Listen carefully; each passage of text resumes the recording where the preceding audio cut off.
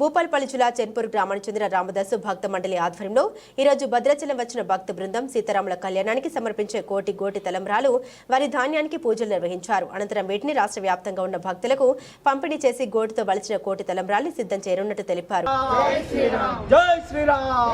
Ram Jai Shri Ram Jai Shri Ram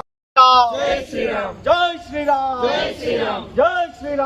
Shri Ram Jai Shri Ram Jai Shri Ram Jai Shri Ram Jai Shri Ram Jai Shri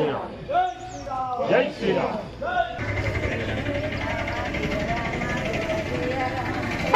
Om Shri Ram Jai Ram Jai Jai